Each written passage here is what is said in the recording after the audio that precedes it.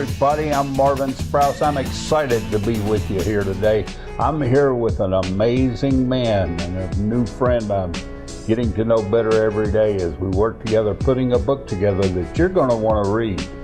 And my friend is Chip Weiss. Hello, Chip. Hi, Marvin. How are you today? I'll tell you, this guy is absolutely incredible. Let me tell you what he does.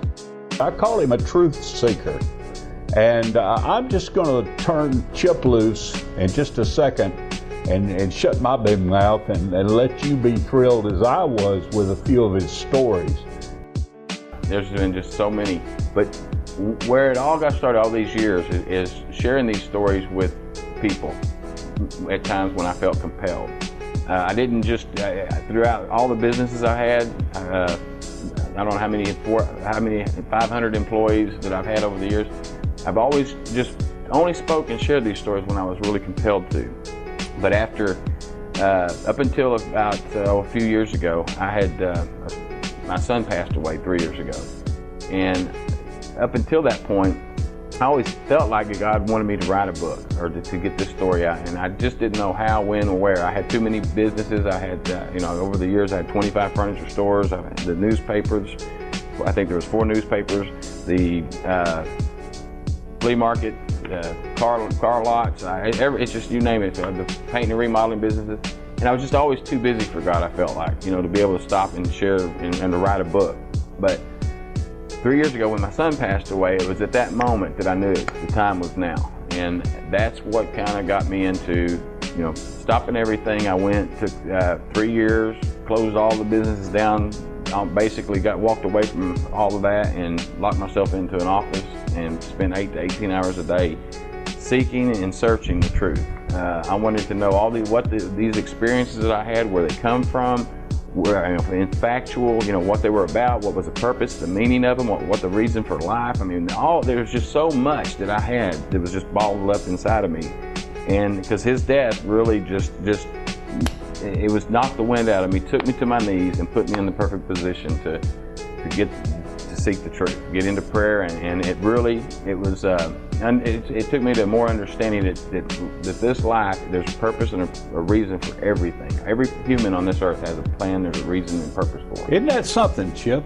God humbled you, knocked you on your face, and then he said, this is where I've been trying to get you for years, brother. Amen. It was exactly where he wanted you to be. Yes, it was. Who can know the mind of God?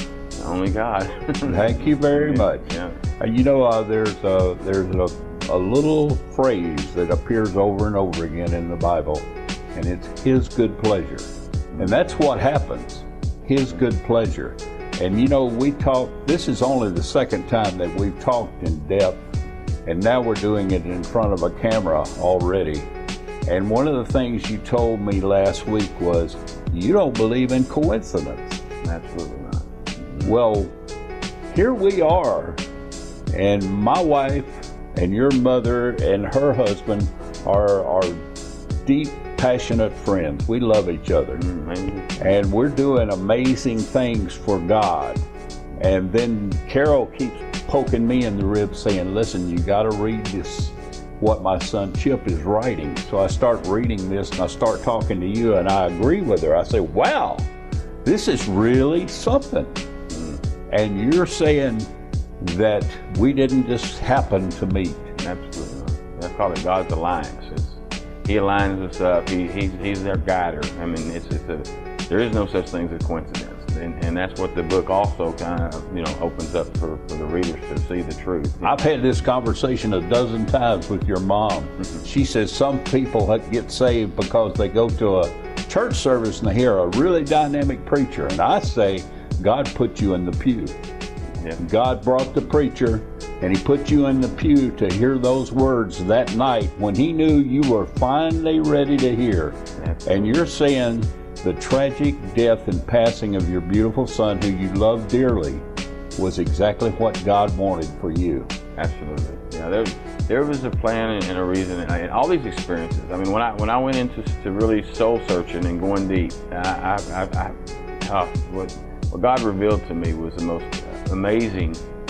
It was a beautiful, the journey, I can't find a word for it. It was an overwhelming excitement to learn the truth and to see what it was all about. But now sharing it, I mean, now I'm just, it's like I get overzealous to tell the stories. I mean, it's like there's so much, and it's like it's all bottled up and trying to get it out. And again, that's the purpose for the book, is so that it's so much easier to break it down and start from the very beginning and walk through, instead of trying to just blurt it all out there. But it was, you know, Jesus was preaching one time, and the people were really getting excited, and somebody yelled over at him, "Keep those people quiet."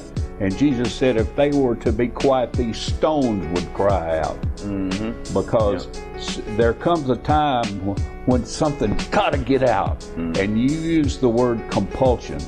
You're compelled. You've got to tell the story. Oh, absolutely. And I understand that that's where you are right now. Absolutely, yeah. Just 1 week before my son passed away, we were at the mall, and we were shopping, and he saw this suit that he just fell in love with, and he just brought to my attention. And when I looked over at it and I saw it, it was a really sharp dressed suit. I told him, I said, "Yeah," I said, "Man," I said, "I'll buy that for you if you wear it to church, you know." And he just looked down at it and he said, "No, Dad," he said, I can wear what I'm wearing to church." He's laying in the bed like this. He didn't know if did he die from a car wreck or and I don't know. And I just said, I saw him laying in the bed like this.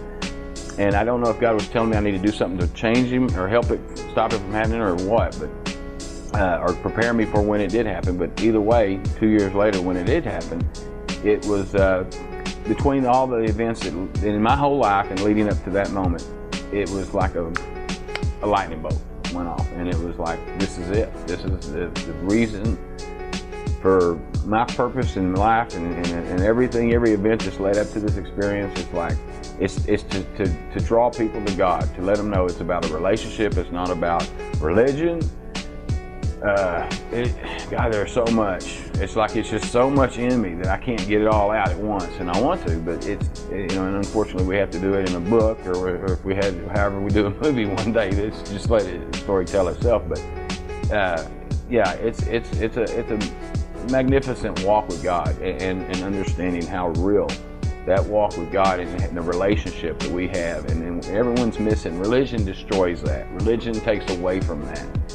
Catholic teaches you can't talk to God, and this religion says there is no Holy Spirit, and the others say that Jesus isn't God, and all these different lies and deception and stuff. And when people will cut loose of that religion and let go of their rituals and take away from that 1 hour feeling like they're going to have a spiritual bath at church, and let that stuff go and learn to walk with God 24/7, go learn to hear God's voice. It takes you get on a completely different level of spiritual understanding. And yeah, I mean, I don't know, I'm not the best at, this, but I know that telling this story, I mean, God has given it to me, and I want to get it out there, and I don't know how. I mean, one of the stories that you'll read, I made a vow with God that I'm sorry, just years ago I had made when I was 20-something years old, I told God, I said, you show me this, I'll tell the world. And I never dreamt in a million years that he would show me what he showed me. And then, of course. Wow, how about that, North America? I hope you understand now why I enjoy my work so much. I get to talk to fascinating people like Chip Weish. Good gracious. And I get paid for this? A little bit. And it sure is fun. And you know something? We're going to be back next week, and I want you to follow this. Follow Chip on Facebook. Follow him on YouTube, because it's going to do nothing but get better and get more exciting, because next week we're going to get into some of the incredible stories that this man has lived. Been there, done that. We're going to get into the story of the woman who levitated across the ground when he stopped to talk to her in his friend's car.